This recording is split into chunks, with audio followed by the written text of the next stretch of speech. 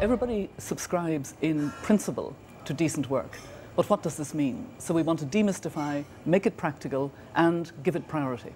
And now we have an opportunity here in Liberia to bring out the practical ways in which the government of Liberia and other African governments and the social partners and civil society and business are trying to create more employment, and not just any jobs, but decent work, and trying to bring people who are in the very informal economy, which is the majority of people, into more visibility, more voice, more participation.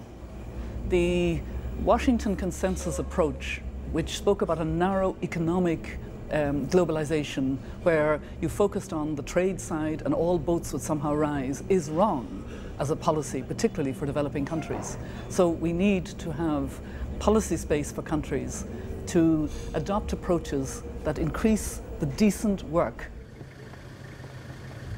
And what was the problem with this particular section? We had to build additional water crossing structures, raise the road up, and make sure people can go on the road throughout the year.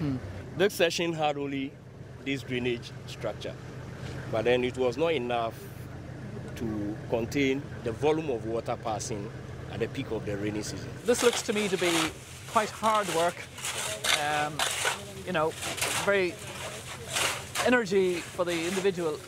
How would you describe it as being decent work? We don't discriminate in terms of effort. Yeah.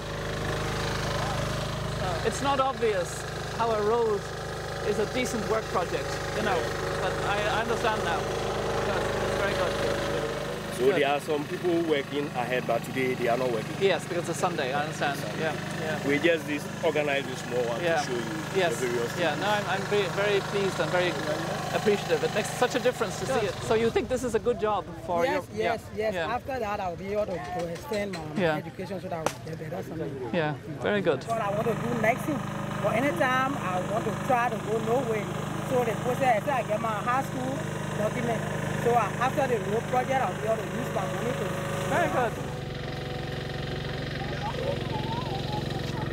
What has impressed me about it, and I'm not at all an expert in roads, but when we were talking earlier to some of the women, etc., one woman said because she's working on this, she's putting her children in school and she's doing her own literacy and wants to become a nurse. I mean, you know, it's quite clear, it's absolutely changed her life. And then they're all being trained for future maintenance. So they have jobs about maintaining the roads in their neighborhood, which will need more drainage done because something will break, or, you know, the road itself obviously will deteriorate. So, you know, it seems to me that there's a lot of sustainability in the future, in the training, in the opportunities for women in particular who've got equal opportunity here to, you know, have the cash that helps them to plan their future. Give me one practical difference it makes that the road is here better now. But now, Honda cars are free, really the road is better. Yeah. And you can see this road is better than more than even from here to Bangang Highway. This road is much better. Yeah. So we really appreciate it. Thank you, you've convinced me. Yeah, thank you. It has changed tremendously because this even was more like an isolated community. So close to Morel, but yet too far because of the road conditions. Because I'm a councilman, there's a council we have of the township. I mean, I speak as a councilman, I'm very much impressed of what is happening here. It has created some job opportunities for the inhabitants here, the township of Johnsonville. We see some transformation, actually. We are actually glad for this. The program is a multi-component program.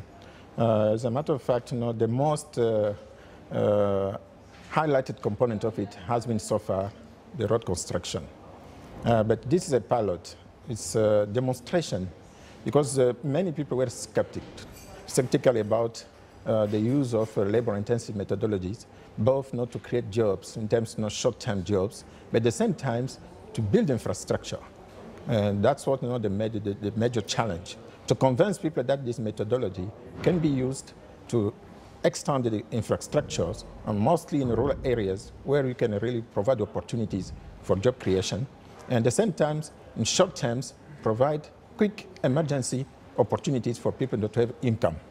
And this is very successful now. And we see the World Bank coming in. Many donors are coming now. They are convinced that it works.